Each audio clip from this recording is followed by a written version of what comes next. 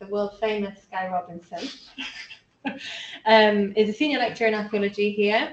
His main research interest is the archaeology of maritime and coastal communities in Western Britain and Ireland.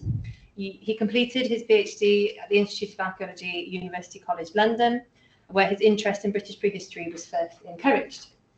More recently, Gary has become interested in archaeology of the modern world and the contemporary world, and how this can be used to challenge established historical narratives. But today, he's talking about coastal and maritime communities in Wales. Thank you very much, Fiona. You're very welcome.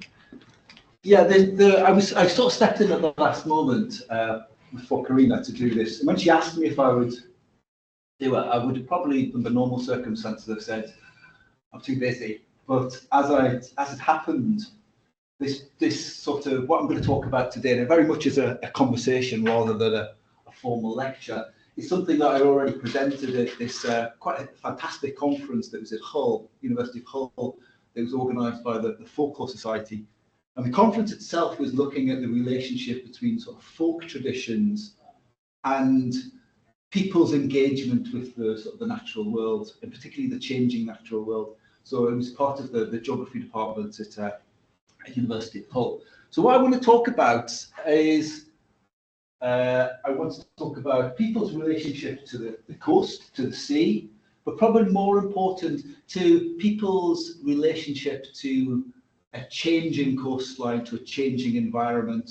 And obviously with that, bearing in mind this notion of climate change over the past, particularly this acceleration in climate change that everybody's very aware of, and sort of slightly change the narrative on that, or think about that changing narrative in a slightly different way. And I'll talk about that as I go through my talk here. Oh, that's not going to work, is it? You have to have the arrows at the bottom of the screen where it says live. Okay, I want to start off by thinking about this relationship between human constructions, if you like, and changing environment. And this really comes about with this chap here. This is William Borlasse. William Borlasse was a priest. He was a canon based in Cornwall. He studied in Oxford, theology at Oxford. He started off in Zena in West Penwith, and then went on to be the local canon in Penzance. He was a speaker of Cornish. He recorded Cornish language. He recorded Cornish folk traditions, antiquities throughout Cornwall throughout the 17th century. And he probably would have, if he'd had the money, he probably would have gone on he would have been one of these great kind of Stukely type characters and would have gone on the grand tour. But he just didn't have the resources or the money. So instead he travelled around Cornwall and he recorded the things he saw. And he, to an amazing degree. Now, for purpose of today, this book which you wrote, I'm saying this book which is called Observations on the Ancient and Present State of the Isles of Scilly. So it's a book, it's a very sizable book, but it's actually a letter. It's a letter to the Dean of Exeter. He was commissioned by the bishop to go over to the Isles of Scilly and to basically assess its value. It was owned by the church to assess the value of it. But in doing this, he also recorded all of the ancient sites that were found on the Isles of Scilly. And in particularly, he was the first person to record sites which were clearly originally built on land, which were now underwater. So he was making this observation that when these sites were constructed, sea level was lower than it currently is today. So he was the first person in recorded history to make this observation that sea levels in the past were lower than they currently are. He obviously was having major problems with this because he was trying to fit this into his biblical chronology. So Archbishop Ussher says that the earth was created in 4004 BC. This is when the man was first created, when Genesis, and therefore he had to fit everything within that chronological sequence. You have to fit. He wasn't arguing that dinosaurs didn't exist, but everything had to fit into that 6,000 years. But first person to make this observation. So a really important character in terms of thinking about the history of archaeology and the history of climate change or changing environment.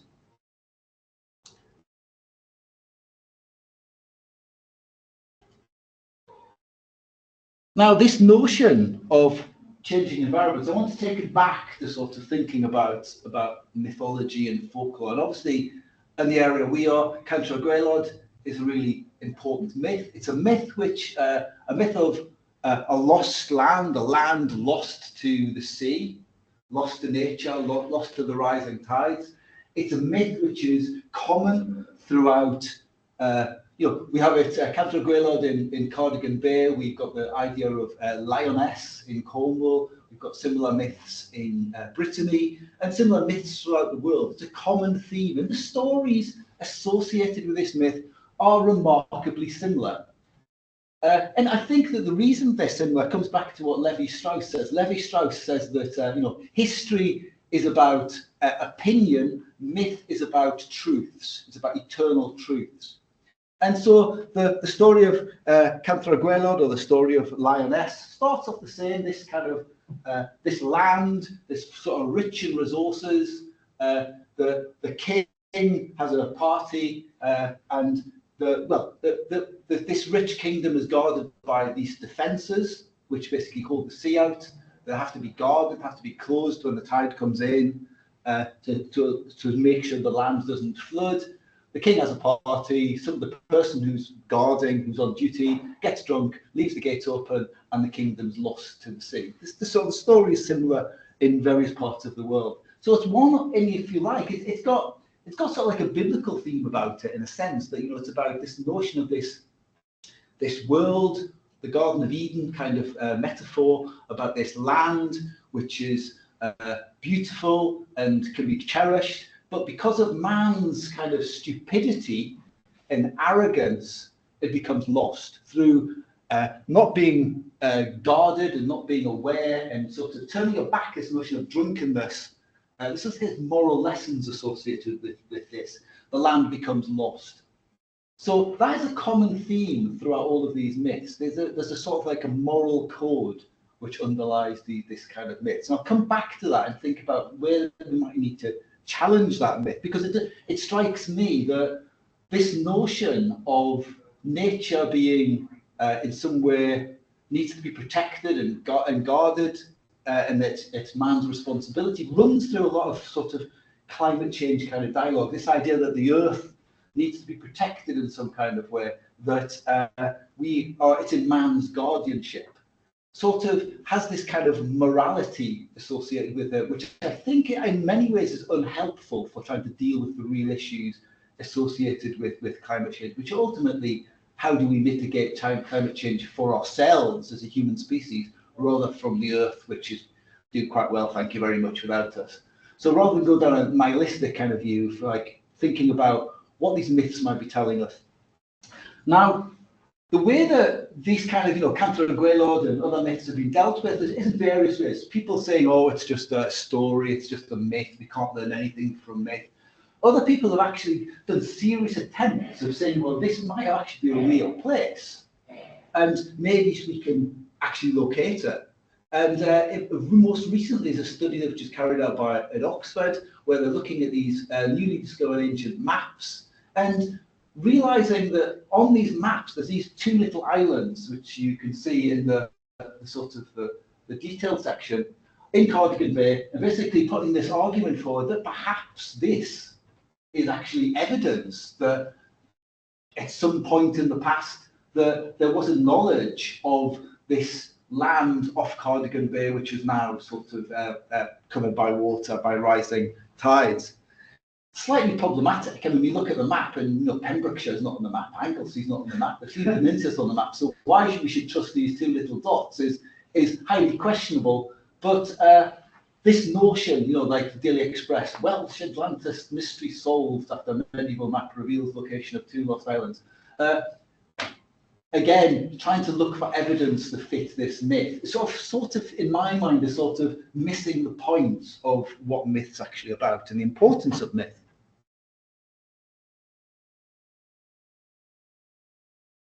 But there is some evidence that there has been some fairly substantial changes in Cardigan Bay. So here we can see Gemma going for a little walk across Bourth. This was in some storms in 2014.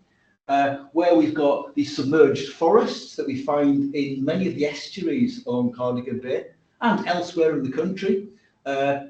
These are forests of various species of trees.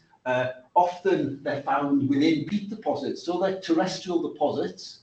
They tend to date from around about 5000 BC, sometimes slightly earlier, sometimes later. So this is demonstrating that at this point, I'd say it's around about 5000 BC, so 7,000 years ago, this area of Cardigan Bay was a forest. So we can look at the types of trees, we can think about the types of locations that these trees are growing in, and we can start to think about reconstructing the types of environments that these are likely to have been found in.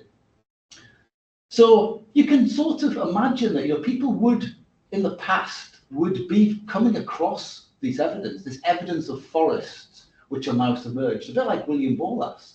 William Borlasse did actually identify forests in Mount Bay in Cornwall, and basically realizing that this means that there is this lost lands. So you could argue that Cantor Gwaelod is based on some kind of physical evidence that there has been in the past land lost from the sea.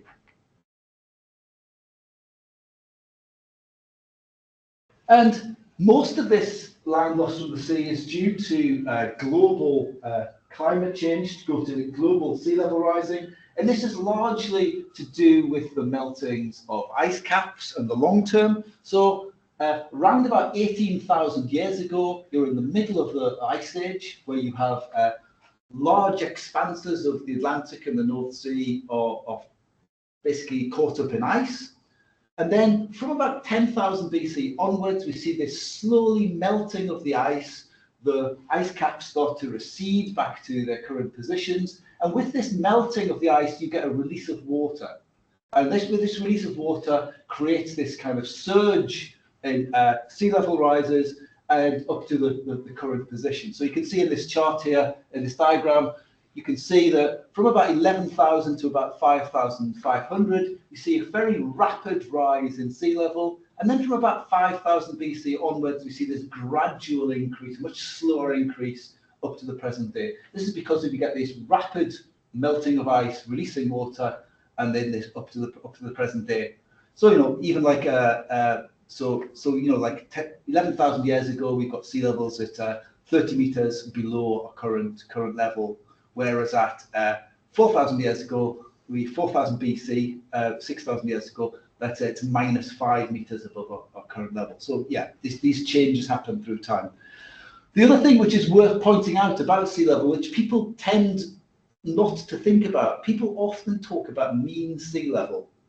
Now, mean sea level is ordnance datum, so this is the way that we, when we look at an ordnance survey map, when we calculate heights from an ordnance survey map, ordnance datum or mean sea level is an abstract concept. It does not exist. If you look at the sea at any one period of time, you never will see mean sea level. You may see it for a fraction of a second or a few minutes, but you won't recognize it.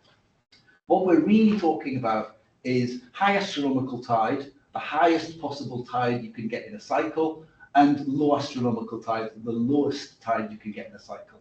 And roughly in Western Britain, that's roughly about 6 meters difference between the two.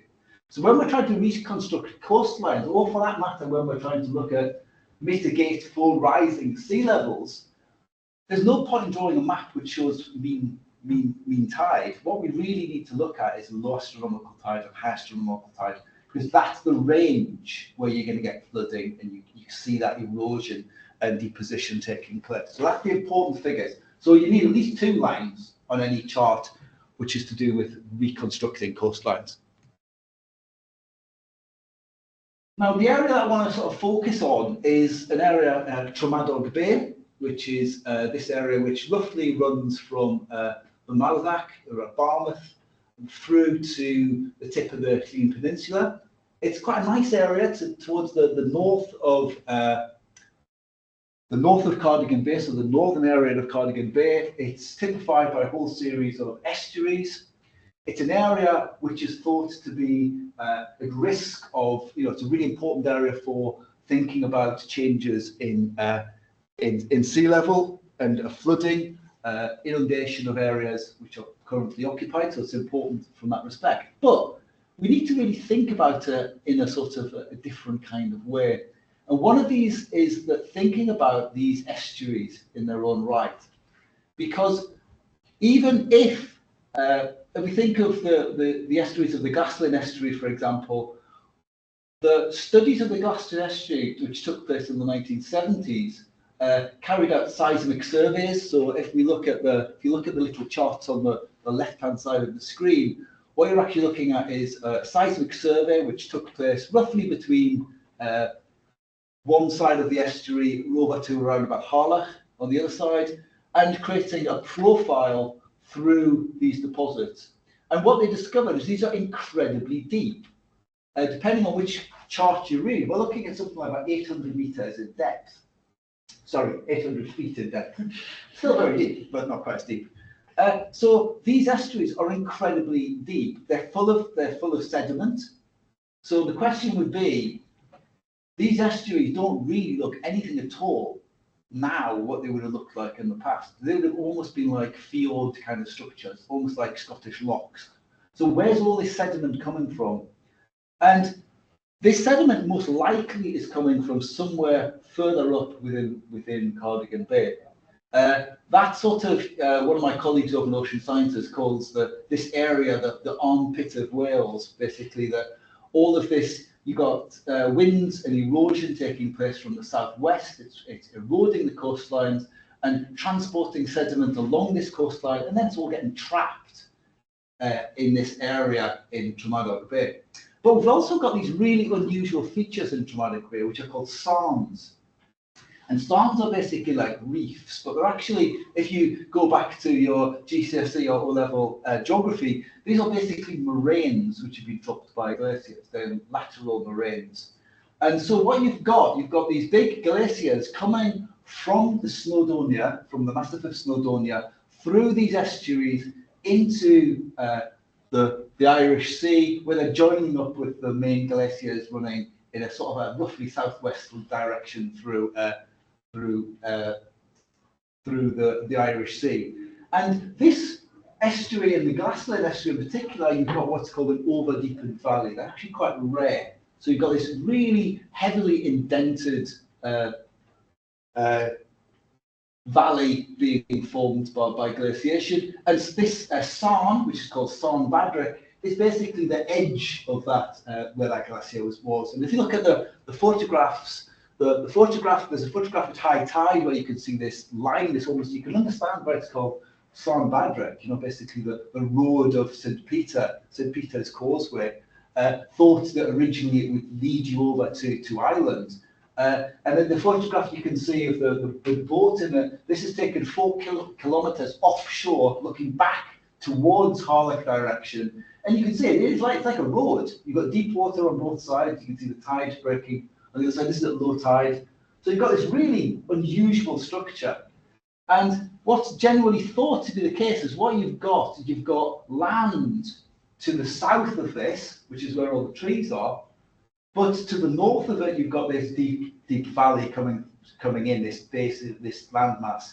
And then at some point, this sarn has been breached by storms coming in from the southwest, and all of the sediment, which has basically formed this landmass in Cardigan Bay, is being washed away and basically washed into these estuaries in Glaslyn at the top of Tramadoc Bay. So mass deposition is basically what's formed this coastline. When this happens is not clear. It's probably around the same kind of time that Newborough forms, and you get Newborough Warren forming, which is probably quite late, historically quite late, and we'll talk about how late that might be in a moment. But it's possible that we're looking at a single storm event or a series of major storm events rather than this kind of gradual change. So we're looking at sort of tsunami type events. And tsunami type events are recorded along the west coast of Britain, but usually in much earlier periods. So for example, here we're looking at the estuary as it currently is now, and the things which are forming the way that we look at this now. So we've got Harlech and Harlech Castle. Harlech Castle was built on the coast. It's got sea, it's got a sea gate, so it has like direct access to the sea. No longer has a sea gate. And what we're looking at here, this Morva Harlech, is basically just a big sand wedge. And if you look at the, I don't know if I can actually use my mouse, no I can. This here, if you look along here, this is a fossilized cliff line. This is the fossilized cliff line. This is much later. This is actually finished forming after the construction of Harlech Castle. So it happened within historical times. And then you get all of the sediment, which originally had been washed up into the estuaries higher up. So completely transforming this landscape. This is a really cool site. There's a site called Innis, which is no longer an island, but is all of this land that you see, which is occupied. There's, it's houses built on Mother Harlech. It's basically land which is formed in reasonably recent times, and where if you go to this area with a drilling rig and you drill in the ground, you'll find saline salt water at about 2 or 3 meters just below this coastline. So it's not a very good place to be building things.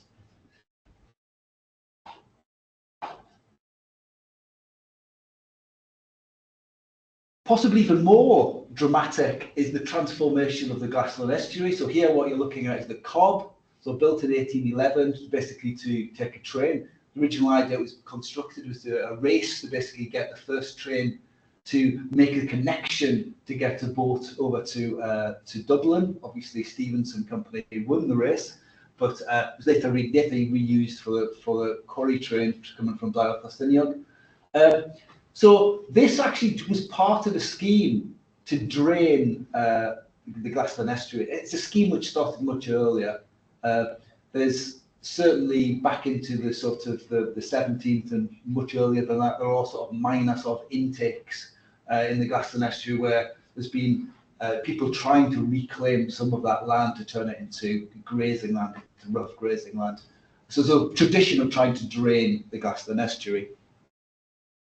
But the way that we see the Glassland estuary today, when you go to Porthmadog and you go across the bypass over to Penryn and Drybrith, you get a false impression of that piece of land that's behind the Cobb. This is actually, we're going to come back to this later on, this is actually using the predictor for looking at the effect of climate change on flooding to basically get an idea of what pre-Cobb the estuary would look like, and certainly looking back into deeper periods of past. So what we've got here, we've got this kind of island here, which is formed by where Porthmadog is. We've got Criccieth over here. This is the island of Innis. This is basically just coming up, this is the sandbar.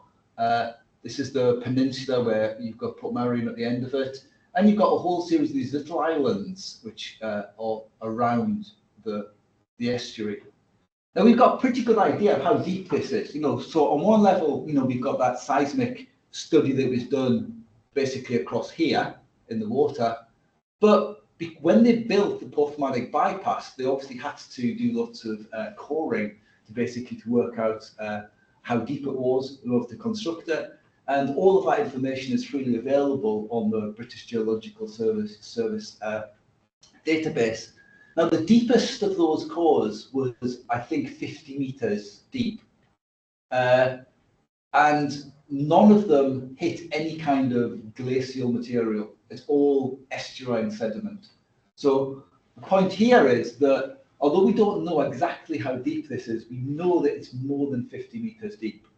And we also know that in this entire area, and we know this from the cores, but we also know because many of the farmers in the area have tried to, so this is where fortunately my pointer has ended up ending on, is a thing called Hir Innis. It's this little island, and the farmer on that island has basically, got a very poor water supply, so he basically got a company in to do some deep auger holes, boreholes for him to try to find a water supply. And they went down and down and down and down, and all they found was salt water, nothing else. They couldn't get to basically anything where you're going to get any kind of groundwater. So the point is, in this whole area is remarkably deep. And people have just forgotten that even in historical times, this has been the sea. It's just that it just looks like, it's always been the way it currently is. And people have got very short-term memories. Sorry, keep doing that. So what we're really dealing with here is, as a good old Kristen Eves has talked about, do ships shape the shoreline? If we look at settlement in this area, particularly prehistoric settlement, we're looking at settlement which is sea-based types of settlement. The kinds of activities that we find along the coastline are found because of people moving around in small boats, people going out to sea fishing, people making the most of estuarine resources, and the archaeological record of this area is one which is about people in boats, doing things in and around the coastline, occasionally sort of going out into the ocean. This is what's going to typify this area, and hasn't really been the way that this has been studied in the past, largely because we have this idea that it's all land. So what we're really looking at, we're not looking at a landscape that's been inundated by the sea, and that landscape been drowned by the sea. We're looking at a seascape which has been buried under sediment. So quite an unusual particular phenomenon. We just look at some of the sites that we've worked on in the past. So this site up at the top here, this number 1, is in this photograph here. So it's really high up in the estuary. You can see it's this massive big outcrop of rock. It's a really good place where a lot of climbers go climbing because it's really sheltered and it's south facing. And within this, there's this rock overhang and a flat area. So halfway up this cliff, there's this little flat area which has got this nice sheltered rock over cliff. The white you can see on the rock is where people have been climbing chalk on it.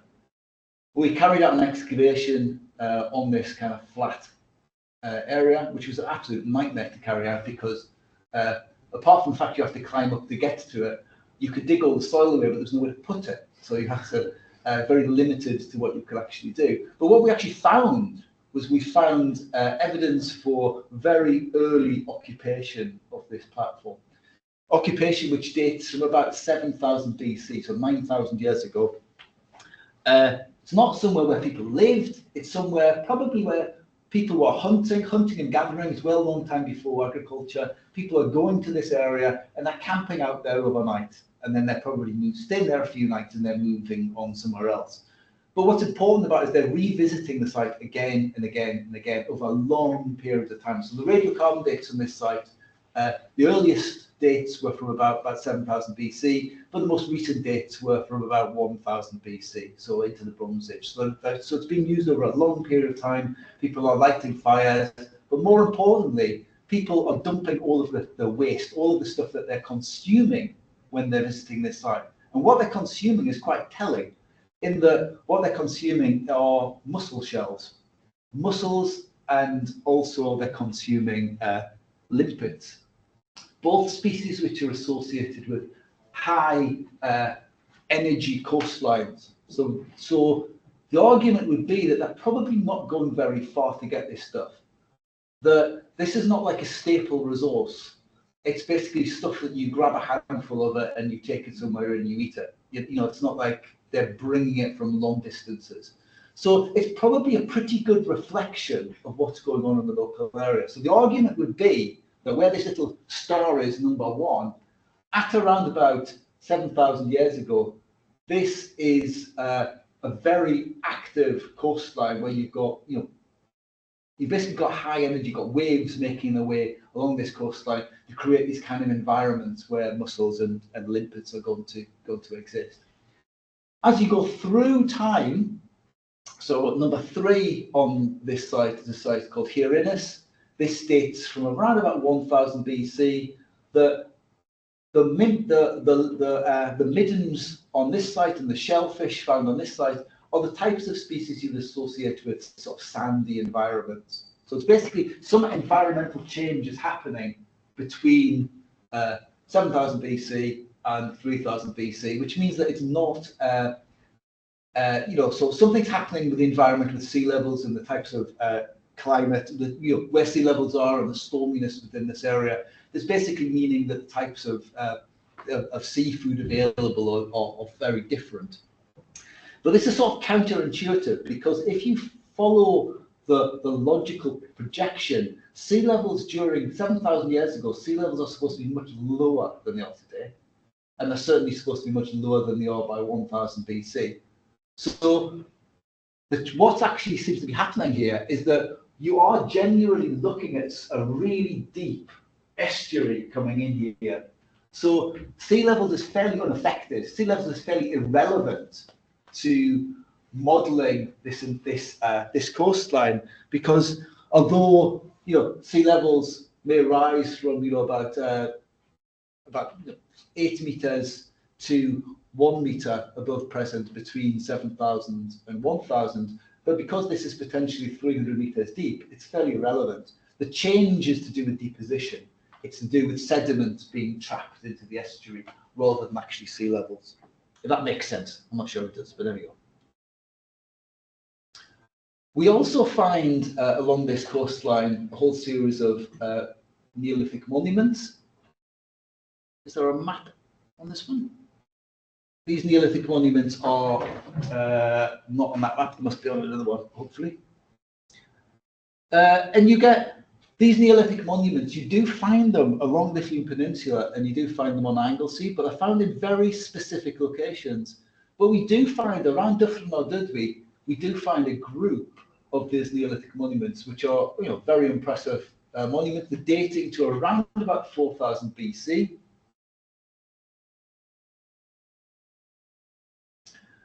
And they seem to be associated with Sonbadrick. So basically, they would appear to be marking one side of this estuary. So they're marking this slightly higher ground associated. So if you can imagine on this map that you've got where it says Sonbadrick, this is land on this side, and you've got your trees, and this is this really deep, deepened glacial valley on this side. The monuments seem to be marking this edge of this valley, and obviously on the other side, on the Hume Peninsula, we've got monuments on the other side as well. So the construction of the monuments has been marking out this kind of marine environment, and this again is something that we haven't really thought of in the past. There was always a bit of a mystery of why this group of monuments should be here, and very few monuments as you go down into Cardigan Bay itself. And the possibility is, going back to that idea of of ships shaping the shoreline, it's because people are using these places. They're really useful places for getting deep into, getting boats quite deep into the inland through these deep estuaries and these waters. Fantastic resources. So this area is a heavily sort of maritime area. When we get into the Bronze Age, we see a continuation of that, but we actually see monuments being constructed again. So what you're looking at here is a whole series of standing stones and burial cairns, which form this kind of group of monuments, which form this kind of routeway that goes through the uplands of Snowdonia, goes over towards Stroudsfinneth, and then continues. And it's thought that these group of monuments actually continue over to the Severn, the River Severn, and that these are basically linking up, almost like a super highway in prehistory, if you like. They're using river courses to make connections between places. So the River Severn starts down in Bristol and basically connects all the way up almost up to the Welsh Pool, and then from there you can jump across to the Dee, and so you can navigate by using river valleys, following courses of rivers. And this is this kind of jump across land.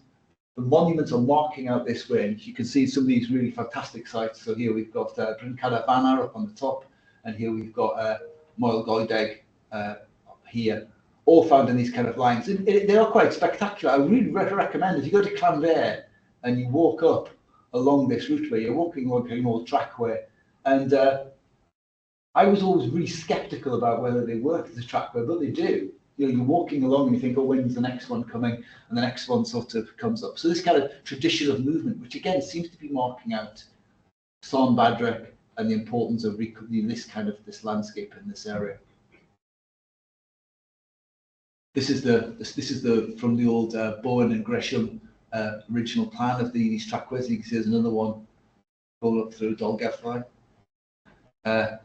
This is these two enormous big standing stones, which are found at the beginning at Llanfair, at the beginning of this trackway, which are found on an old, basically, shoreline. So these would have probably been visible from the sea, to be honest, coming in. You would have been seeing them mark the beginning of this trackway, which then leads you through the mountains to other parts.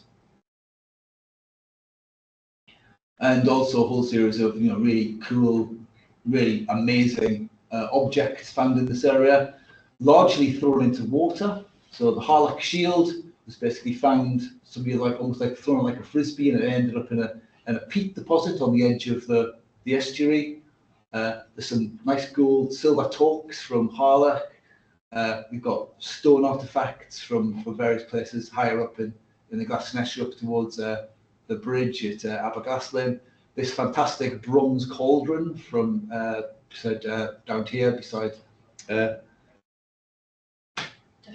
thank you very much. So a whole series of luxury objects, and these objects seem to be actually deposited along the edges of this estuary, so marking out its sort of central importance.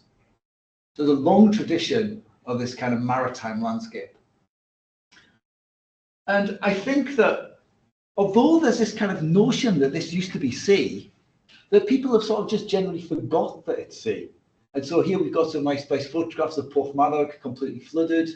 We've got this brilliant photograph which was taken by the air ambulance looking across over the Porthmadog bypass out into the open sea, where you can see the entire area is completely flooded.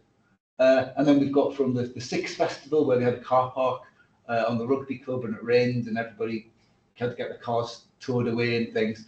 And I think this is almost a process of what I would call like active forgetting. People forgetting that this is not necessarily dry land. People are concerned about this area being lost to do with climate change and sea level, but actually it never was supposed to be land at any rate. It's through human action that has affected, made this into land, and it sort of will be taken away just as quickly again. And just to illustrate this, I was asked a few years ago to do a talk for the Centre for Alternative Technology, where they had their MA students working on a project of how you could make this land, the Aberglasslyn behind the Cobb, a sort of sustainable farming methods. And they were actually aghast when I sort of told them that, if you just basically go meter below the soil, it's basically salt water. And, you're not really going to be able to use it for very much sustainable, because it's not, it's not what it looks like. You're sort of slightly being fooled by its appearance. Here we've got, that sort of classic example of this. We've got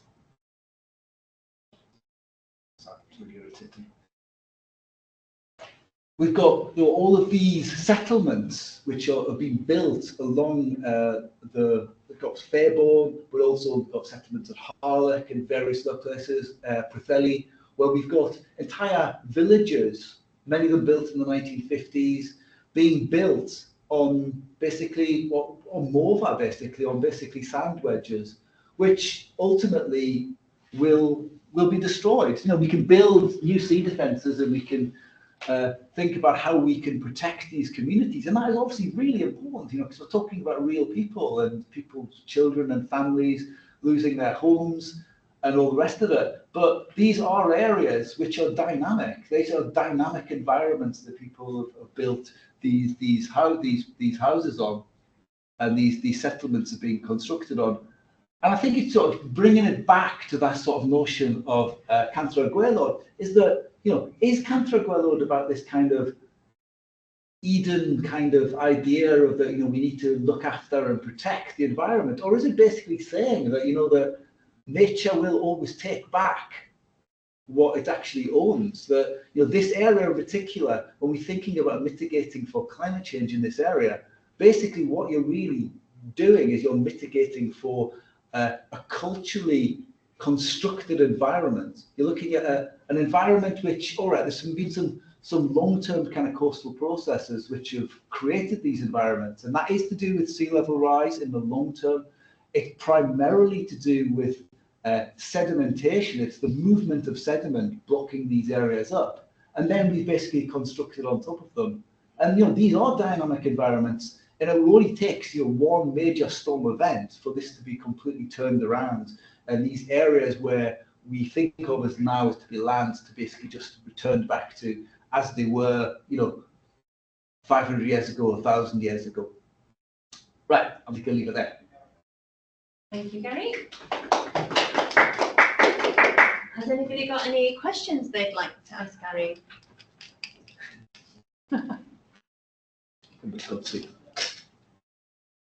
You can just unmute yourselves and ask if you've got a question. Or Alex, you can unmute yourself. I have a question about this idea of, where have you gone? So you can see you're working around. About the notion of sort of this Welsh myth of Cantre'r Gwaelod, and how there's major concern for places like Porthmadog, major concern for Harlech and those communities with rising sea levels. But Fairborn has been sort of just left to, or I'm sorry, what is it, sort of Harlech, your community will be lost and there's very little we can do. And what I find interesting about that is that Harlech, Porthmadog, Penrhyn-Deudraeth, very Welsh-speaking communities who have this sort of association with Cantre'r Gwaelod. If they were lost, they would be seen as the last Cantre'r Gwaelod, sort of a reliving of that mythology. But Fairborn just doesn't seem to have that association. And how do we justify that, really? Is it because that they're not a Welsh-speaking community? Is it because that it's a more modern community? I open that up to everybody. I think that it's a really interesting point. There's different issues here. There's one to do with mitigating for changing coastlines, and there has been an awful lot of money gone into Fairborn to try and defend it. Harlech is slightly different because it's largely protected by dunes, but dunes are notoriously unstable. So there is different issues in terms of the way they've been protected. Now, I suppose you could argue that if Harlech didn't have more Harlech protecting it, which you can stabilise them to some degree with marine grass and stuff, but ultimately you can't completely protect it. You certainly can't use concrete sea defences on the long term. They're obviously very expensive. So a lot of questions of that kind of engineering kind of mitigation, and the plug being pulled on Harlech on Fairborn because it's no longer seemed to be viable. Whether that will be done in other areas, I'm not sure. I guess you're definitely correct that Fairborn is considered to be English settlement. To what degree that's 100% sure, I'm not 100% sure. We certainly built as a tourist resort initially. Yeah, so there is, yeah. In terms of the legend, I think that's really quite fascinating. They're basically seen as like a Welsh legend, and therefore, whereas Fairborn doesn't fit into that. But ultimately, it's a legend which sort of belongs to everybody. Do you know what I mean? Because the more you look into this kind of notion of these legends of flooding events, particularly that specific thing of the sort of the fertile land which through human arrogance becomes lost, that's something which is found through the whole world. It's like, I'm not saying, I suppose Atlantis, I'm not sure about Atlantis, but and I do think there is some kind of biblical kind of notions about that, there's a moralistic lessons about that. And I'm not sure if that kind of moral model is something which we really want to use as our main model for persuading people that that climate change is something that we should, in some way you're evil and it's it's humankind's fault for this happening. There are always elements of truth in that, of course, but I don't know if that's the primary model, because I don't think that doesn't move people. Mythology does sort of move people, but is this is the story of Cantre'r Gwaelod, is it about the fact that ultimately the sea will always take back, and that nature, we are part of nature. We're not the custodians of nature. We're part of nature, and I think that's a more interesting kind of way of, we're part of something rather than opposed to it or fighting against something. Maybe Cantre'r Gwaelod is saying something like that as well. Depends how you read it. Yeah, that's interesting. Anybody have any thoughts they want to add, or any other questions they'd like to ask Gary?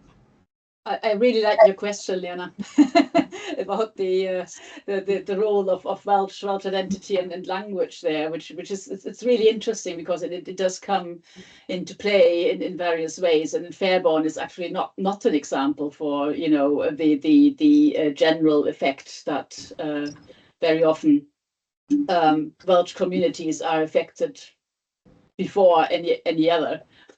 Which is often the case. Anyway, Gary, could you do me a favor and just show where the cob is on this map, because I don't. What is the cob on this map? The cob is basically going. Let's get my pointer. The cob is basically goes from, this is Porthmadog here, so the cob basically goes across here. Actually, sorry, it goes across there, doesn't it? Okay. So a whole area could be flooded even before even hitting the cob. Oh yeah. Yeah. Okay. Yeah. I mean, the land right back here almost got up to Aberglaslyn that goes across here, the little bridge, which is on the way to Bethgelert. That land there is about 1 meter above sea level. Right. Yeah, and I'm just trying to think, because I mean there are really two ways of looking at that. Well, one is the sort of what you call forgetting that this is actually sea, which has become land by society, and then forgetting that it was sea. But the other is to say, okay, the sea will claim it back. If you think of the Netherlands, for instance, that the whole country is basically below sea level, and basically all the culture that is there, the entire society is basically on borrowed land, and they have developed extensive technologies and methods to preserve that land, because in the end, no matter where it comes from, if it's gone, then the entire culture is gone, and that will be true for the Welsh speaking cultures and the identity that is there now. I mean, no matter whether it's borrowed or not, so to speak, it is there, and it will affect culture. I don't have a solution for that. It's just a sort of it doesn't help to say, okay, it's always been borrowed. It's still affecting culture. In this instance, if you look at historical accounts, you look at some of the people travelling around this area in the early modern period. It's always everybody's always complaining about you can't get across it, so you have to go all the way around about the two through the two estuaries. So up until fairly recent times, it wasn't an area that you certainly couldn't farm or you couldn't go across it. And so the question would be, maybe I'm being sort of a bit one-sided here, but the question would be, if you've got to make decisions about, where to put your resources with climate change, I would argue that, this is not a major priority. I mean, maybe if you've got a house there, probably it's a priority, of course, but it's an interesting issue. When I did a talk for the Centre for Alternative Technology, Frances, who's the architect who works for them, she had kind of this radical kind of idea, and she was basically saying that basically historically there's been a depopulation of the uplands. The reason why Porthmadog's there is to do the quarries, and she was arguing that what everybody needs to do is to move up into the mountains, and this would sort of solve. We don't get planning permission, of course, but that this would be the solution. Basically, we've got so much space in Wales; it's not really an issue. We just need to move higher up in altitude. And it might be a lost cause to try and protect this land that will be claimed back by the sea. It's a matter of possibly having the resources and the right and the priorities, or setting priorities in such a way. And the main thing is to make sure that no culture or community gets forgotten in the process. And I think that's the problem with Fairbairn, that the communities there basically think, okay, we've been given up, we've been forgotten, and it's not, and it's probably true that Fairbairn can't be saved, but maybe the culture can be saved, and maybe that's what needs more focus. What can be done to maybe relocate cultures, communities in such a way that nothing suffers or nobody suffers. I think Fairbairn Fairbourne is a classic example of, you know, that I think that in terms of sort of like archaeology, in terms of, when I say archaeology, I'm really talking about really into the built environment. There was a really important case for recording Fairbourne, of recording all of the buildings that are there, Yes. and the roads. And Creating a virtual version, maybe. Yeah. That's a good way of investing resources. Places, or people talking about their houses, you know, the big oral history, because it seems to me that that's just not happening. People are talking about it and how it's terrible, but nobody's actually recording the stuff before it's lost. You know, and you know, it's not a priority. If there were Welsh cottages, there would be a massive uproar, and people, Royal Commission would be recording them. But because they're not, because they're largely 1950s bungalows, nobody's interested in it. But I do think there is a really strong case for some serious recording work to be done. You know, never mind sort of research and things, but you're just like literally just recording what's there, because I think it's going to be lost so quickly and never be recovered, or it'll start getting pulled down and nobody will record it. You know, and it's time limited beyond just the sea level. It's a retirement area. People are sadly passing on, and then those houses are unsellable because of the threat from the sea. So the houses are just left empty. So what you've got essentially is a race against the depopulation of that area rather than a race against the sea coming in. So that recording and those oral interviews have to be done, you know, within the next 10 years, realistically, to have anything that's worthwhile. And we've hit 1 o'clock. Anybody have anything they want to add?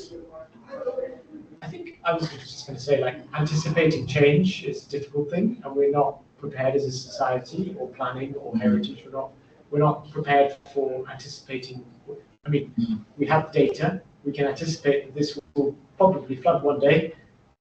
How do we engage with communities? How do we engage with the planning system? How do we engage with heritage to kind of prepare for, as you were saying, maybe recording, maybe talking to people. So that's an interesting kind of thing. Yeah. I think Linda from Geography had a really good idea of creating like a VR experience of, this is what my house will look like when the sea level comes up, and sort of really making it a personal situation where people really have to engage, and something that sticks with you more than, look, this is what it looks like on a map. Actually look at what my real-time everyday landscape looks like. I think I think that personal kind of viewpoint is really important, because I think one of the questions of particularly sea level change, which I think when people think of climate change, it's often the one that people think of, becomes quite abstract, because you know, you can look at a fantastic GIS model, but it's so abstracted. You can look at like aerial satellite images that have been taken of glaciers shrinking, or you can even look at penguins sitting on icebergs or whatever. But actually, there's something which is abstracted. So it's always it's only when you actually see people and you get that human element that it sort of makes any kind of sense, that people will pay attention. That people can feel very sad about polar bear standing on them, but they'll still, after they felt sad, they'll just go out and get on with their normal life, because it's not personal. So. Great. So I'll leave it there. Thank you, everybody.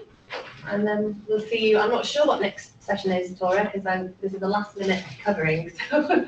I don't know either, sorry. But thank you so much, Gary. It has been really, really inspiring. Thank you. I'll stop the recording now.